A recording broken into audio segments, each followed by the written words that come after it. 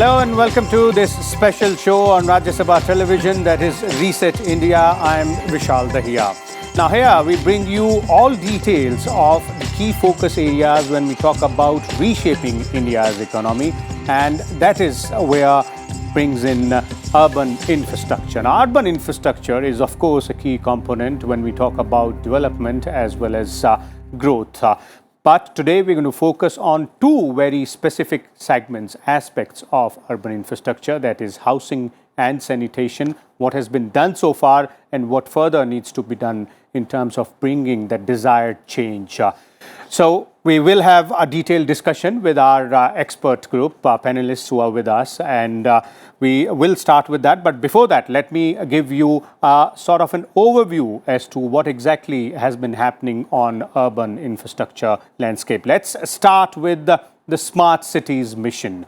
Now, Smart Cities mission was launched on 25th of January 2015. 100 cities were selected under this particular mission, and the total urban population which was impacted due to this particular mission, which falls under this, is a significant amount of the population there. You can see on your screens, and the cost of the project also is quite significant, almost 2 lakh, more than 2 lakh, 5,018 crore rupees.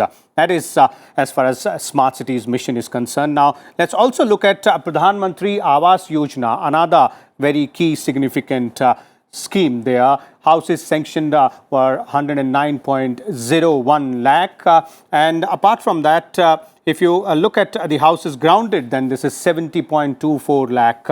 Now, this mission was launched also in 2015, and apart from these numbers, if you look at the number of houses completed, that's a quite significant number, 41.07 lakh. Now, there was quite a significant amount of central assistance as well involved there, and that was 1.75 lakh crore rupees, out of which till date 82,963 crore rupees has been released as part of the central assistance. Now, total investment for this particular scheme is expected to be somewhere around 6.78 lakh crore rupees. These two very significant schemes when we talk about urban housing, and that is where the focus today also for us is. Let's also talk about the sanitation part before we move ahead, and a very key scheme there is the Swachh Bharat Mission Urban. If you look at that particular scheme, then the mission target for individual household toilets was around 60 lakh household toilets, to be exact, 59 lakh 57,471 there. And out of these, the constructed number of toilets, that's more than 100%, 105%, 62 lakh 37,074 individual household toilets they are completed so far as this particular scheme is concerned. And let's look at the community and public toilet part there as well. Now, the mission target as far as community and public toilet is concerned was somewhere around 5,07,589. In this also, the completed number, or the target has been overachieved. It's 118%, 6,985 community and public toilets there. So specifically, if you look at these two aspects, then more than what was the target has been achieved. Let's also look at one other part when we talk about sanitation, that's solid waste management. Now, that's a key significance point out there. Waste generated is around 1,40,588 tons per day, and the waste processed out of this is 95,676 tons per day, and 100% door-to-door waste collection has been done as far as 83,500 number of wards are concerned. So this is the overall picture when we look at these two specific aspects, that is sanitation as well as the urban, the housing as far as urban infrastructure is concerned. Let's now, bring in our guests here. Let me first introduce them to you. A very, seasoned expert of a panelist of experts, and let's start our discussion. We have with us today none other than Mr. Durga Mishra. He's Secretary of Housing and Urban Affairs Ministry. These figures which I was quoting earlier are from the schemes which are under, some of them under his ministry there. Arindam Guha is also with us. He's partner government and public services leader, Deloitte, India. We are also joined by Dr. P.S.N. Rao, Director of the School of Planning and Architecture. Welcome all of you gentlemen to Rajya Sabha Television. Let me begin with you, Mr. Mishra, and let's start by taking an overview here. Apart from the figures which I mentioned, if you look at, two significant aspects, the housing and sanitation of urban infrastructure. Where do we stand today? Well, let me start with the kind of urban transformation which is happening in the country. For the last 6 years has not been there in any part of the globe so far. It started with series of the missions which were launched, starting with the Swachh Bharat mission in October 2014. Then the 3 urban missions, Housing for All, Smart City mission, and Atal mission for urban rejuvenation and transformation. On 25th of June 2015, and then we had a Hriday, which was for basically 12 cities, which were heritage cities, to revive them, to bring their soul back, so that people can visit this place and understand and live that kind of life which these cities used to stand for. And we have got the National Urban Livelihood Mission, which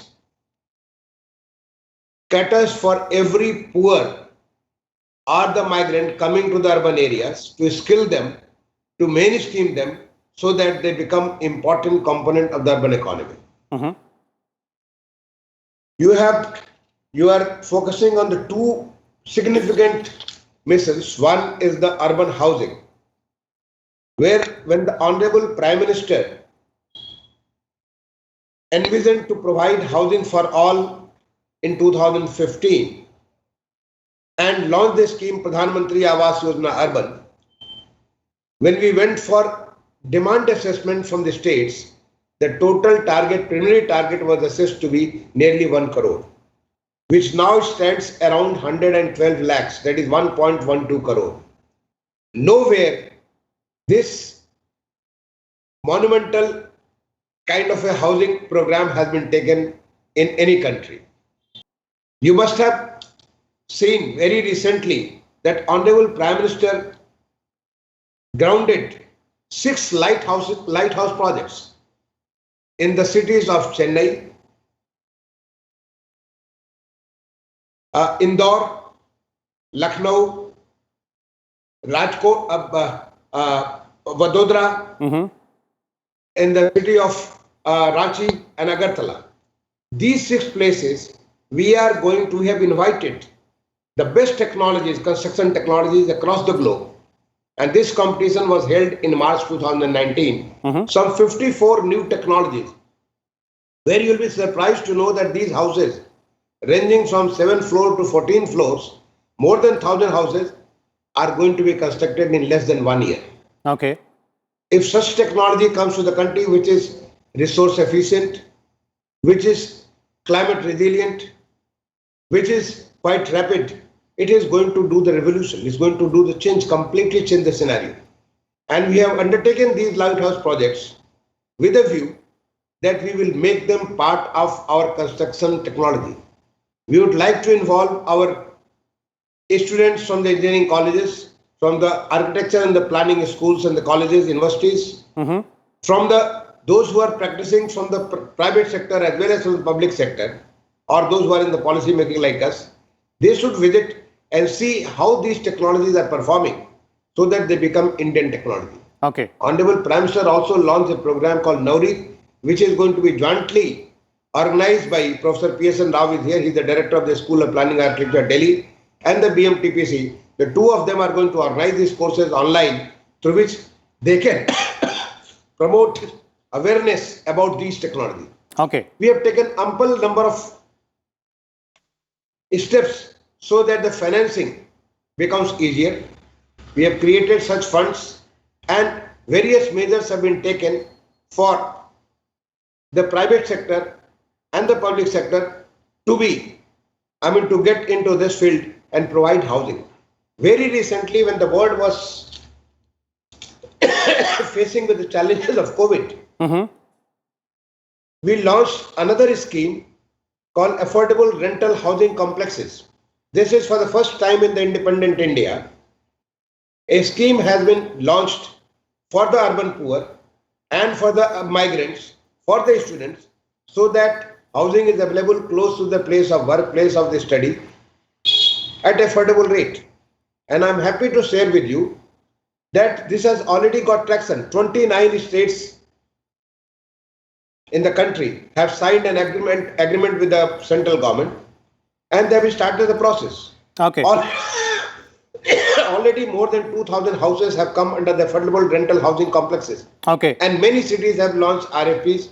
We are looking for it. I think in next 1 year or so, there will be a lot of traction under this scheme. Okay. This scheme provides the private or public sector, if they have got the land in the city, which is close to the work, they can get certain incentives in terms of the development control norms, in terms of the finances, easy finances, etc.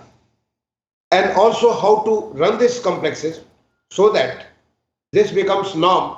And then I think in future there will not be any need to have people to move to the slums for affordable rates. Okay, they can stay in such places. That's quite an achievement out there, Mr. Mishra, as far as the housing part is concerned. Let me also bring in, Mr. Arindam Guha here from Deloitte, India. Mr. Guha, as Mr. Mishra was explaining as far as the housing, scenario is concerned, the kind of schemes which are there, the kind of, financing infrastructure which is there, technology also being used, the 6 lighthouse projects being talked about by Mr. Mishra.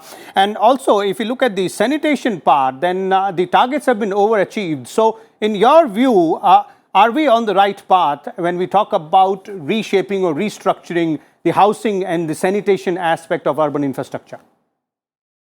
No, absolutely. I think, there's no question about that. We are on the right track. We have seen certain initiatives being taken which are showing results on the ground. And I think now is the time to make them sustainable.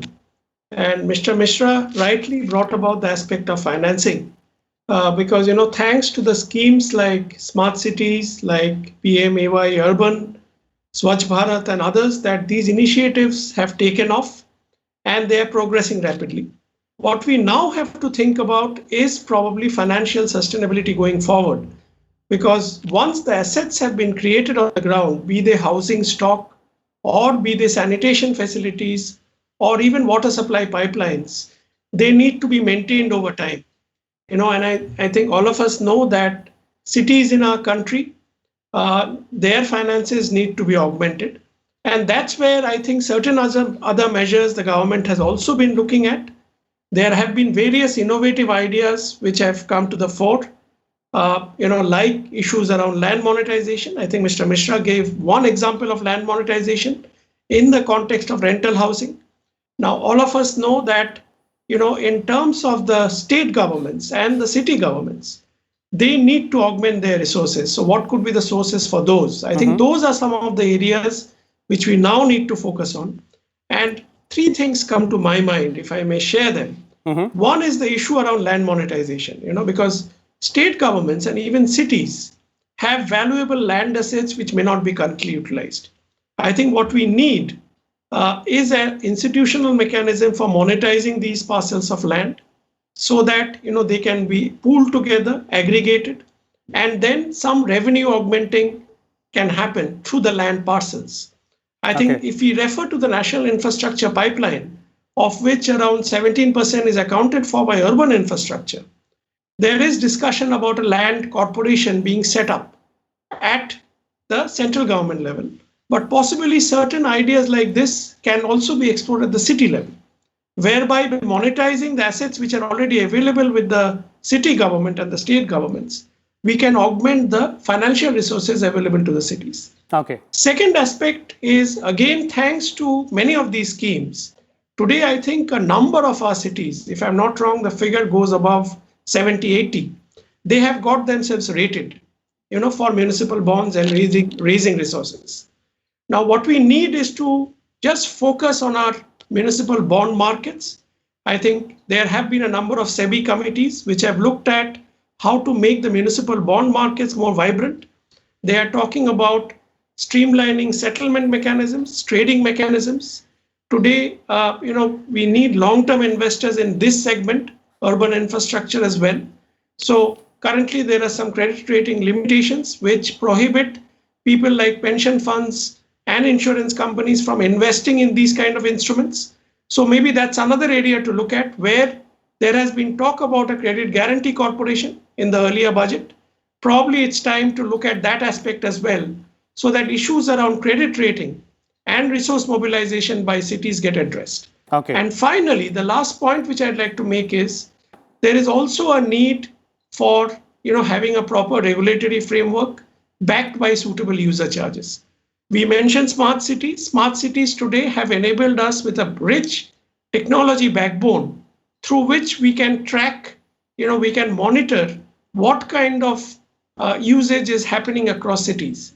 So just like the power sector, where we have different categories of consumers whose affordability to pay differs, we can probably take a look at the user charge mechanism through a mechanism of cross-subsidization, whereby the citizen segments which can afford to pay more, the tariff mechanisms are a bit pronounced towards them, so that again city-level resources are mobilized. Okay. I think all this will help us make these changes sustainable as we move forward. Okay, definitely. Those are very, very key points, Mr. Guha there. And I'll go back to Mr. Mishra as well for his views on those suggestions. But let me first bring in Dr. Pearson Rao here. Dr. Rao, from the point of view of planning and architecture, in terms of, the kind of work which is being done in the housing and sanitation sector, specifically vis-a-vis the urban infrastructure, how do you see the way we are moving ahead from a long-term perspective? Because urban infrastructure is something which has to be done from a long-term perspective. Absolutely. The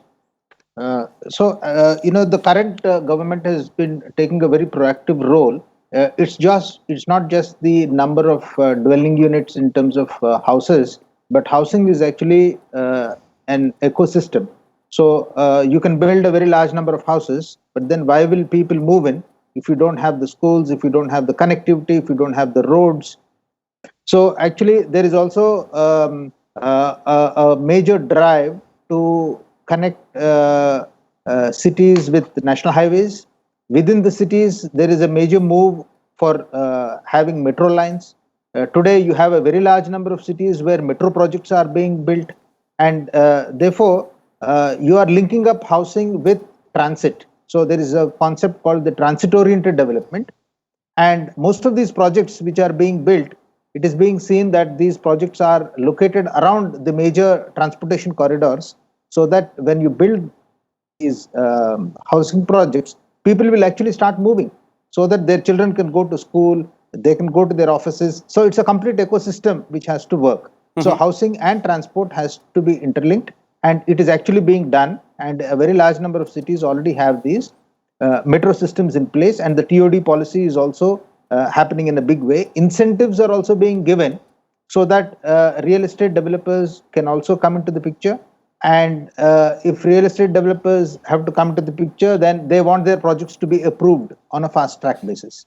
So for this, again, the government of India has taken up this whole idea of ease of doing business. How do you get your projects approved on a fast track mode, so that people will come and make their investments, they will complete their projects on time, they will deliver on time.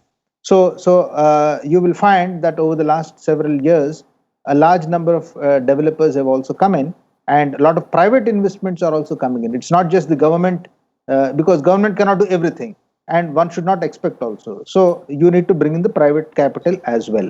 Then the government has also brought in this Real Estate Regulation Act, RERA. Okay. And because of the RERA, a very large number of disputes in the earlier years, these have also been sorted out to a great extent. I know there's a whole backlog, but the way in which the government is looking at the entire situation of cities and their development, I think the government is taking a 360-degree view. attacking it not only from the point of view of the slum dweller or only transportation or only highways or only sanitation, but they're looking at all the aspects of it.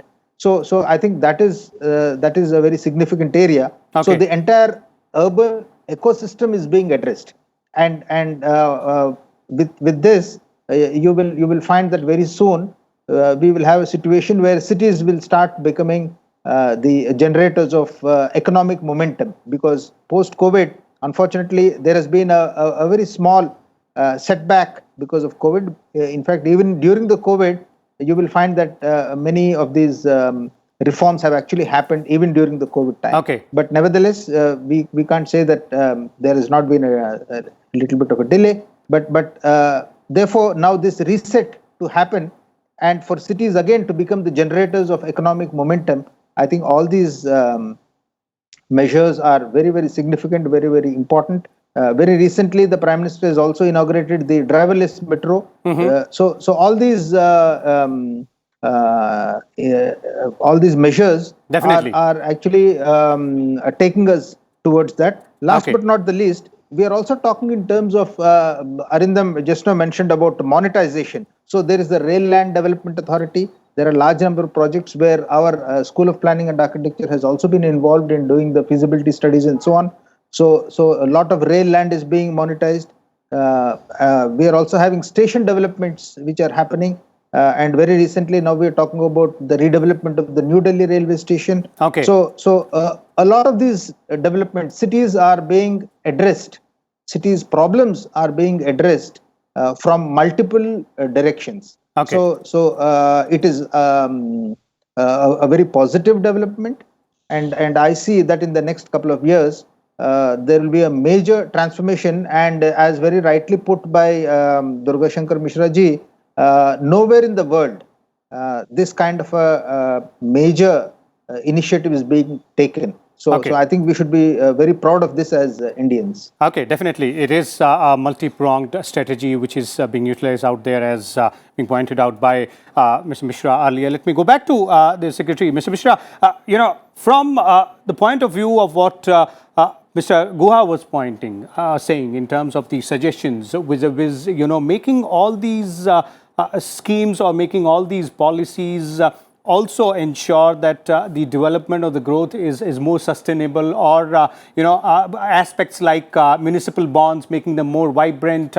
So if you look at all those suggestions, how would you, as the Secretary of the Ministry who handles all these aspects, would react to these in terms of a future road ahead, future roadmap? Yeah, I would like to, first let me thank Professor Rao. This is what is happening today in the urban space in India is a multi-pronged approach. From different sides, different aspects are being addressed together, and they are all moving towards making our cities Atmanirbhar, self-reliant cities. In that sense only, what Mr. Guha said about their financial sustainability, we have taken multiple steps. For example, recently Lucknow became the 8th city to issue a municipal bond for 200 crores. So far, 8 cities in the country have issued municipal bond to the tune of nearly 3,600 crores. And many other cities are in line. I mean, we plan to take this number to nearly 50. Let me tell you, when the metro is being propagated in such a rapid manner, I mean, the total metros running in the country was only 248 kilometers in 2014. Yesterday only in Bangalore 6-kilometer metro started. The total kilometer running is now 708 kilometers, and the total kilometers which is under construction is more than 1,000 kilometers. So we'll have around 1,600 kilometers running in over 25 cities by the 2024-25. And I'm sure now we are not only restricting ourselves to the metro, but we have come out with the new versions of the metro called the Metro Light, which is a light metro, Metro New, which is a tired metro, water metro, and these are suitable for various cities. I'm very sure that we'll cross the number 50 in the next 4 to 5 years, when we will have these Metro Light, Metro New and water metro in various cities, tier 2 cities, or in the outer peripheries of the tier 1 cities. Okay. So it's, and as far as sanitation is concerned, in sanitation, We are not no more. I mean, the numbers you had given, and I think somebody else also mentioned those numbers. We have crossed those numbers. The total required number of the toilets required, we have already crossed much more than that. We are not even discussing about the ODF, open defecation fees. That was your number. Other than 12 cities in West Bengal, recently last week I was in Kolkata. I was very happy to note that in Kolkata they had some 47 cities pending for ODF. They have already declared 35 more. 12 are pending, and I was told by the state government that in next 2 months they will get 100% of cities as ODF. Okay. But we are no more discussing about ODF. We are talking about ODF plus. We are talking about ODF plus plus. We are talking about water plus. I mean, our standards, our benchmarks are going much more to make our cities completely sustainable. Sustainability is our benchmark. Then, as far as the garbage free is concerned, making the cities garbage free, we have the standards 1 star, 3 star, 5 star, 7 star, and that is kind of motivating our cities to improve their sanitation standards in terms of the making the cities garbage free. I'm very happy to share with you that when we started in 2014, prior to the Swachh Bharat mission, in the country we were processing only some 15% of the waste. But today we are processing 68% of the waste, and balance 32% also the process is on in couple of years, but we are not happy there. We are happier in getting the most out of that, the waste, wealth from the west. So whatever best, I mean, we have learned in the last 5-6 years, this West itself has generated so much of entrepreneurship. So many new startups have come up. Even today, I'm in Ahmedabad. In Ahmedabad, I met with 2-3 startups, and they came and showed me how they are using the plastic waste, industrial waste, and the C&D waste to make very useful products for the construction, building construction. They have recently been recognized under the Affordable Sustainable Housing Accelerator, ASA India, and they came and showed it to me, and how these products are better than the normal brick or the other things which you use for the construction purposes.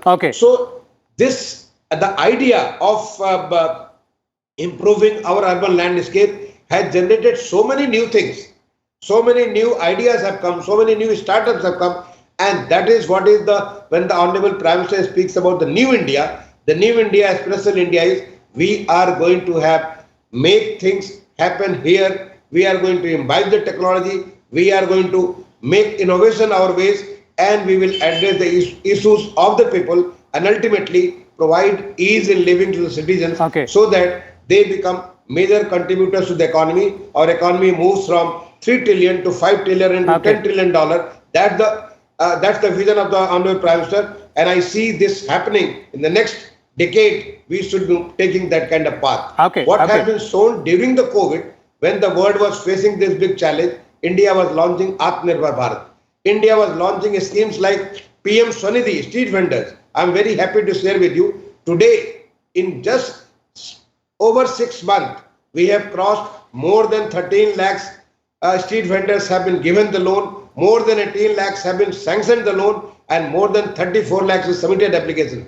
This speed is the speed of the new India. This is how we address the citizens' concern to bring ease in their living, and I'm sure the way our cities are quite motivated. I mean, this is the team India, not only government of India, but the central government, state government, and the local government, all three together, and the industry, academia together. They are working for making the country better livable for our citizens, so that our economic opportunities, we gain maximum out of this. Definitely. This is quite an apt sum up, and quite an interesting way of looking at things out there.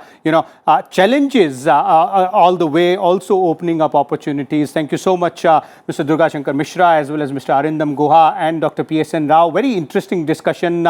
We could have carried it on for another half an hour or so, but we're running short of time. So we will conclude this part of Reset India here. We'll come back again next week with a different focus area. But as far as urban infrastructure, specifically housing and sanitation is concerned, this is the overview when we talk about what we have done, what we have achieved, and what are the key focus areas from here onwards. Quite a lot has been done as far as sanitation and housing is concerned. And from here onwards, it's all about ensuring sustainable development, sustainable growth, and also ensuring that the challenges are turned into opportunities for everyone. Thank you so much for watching Rajya Sabha Television. We'll come back again next week.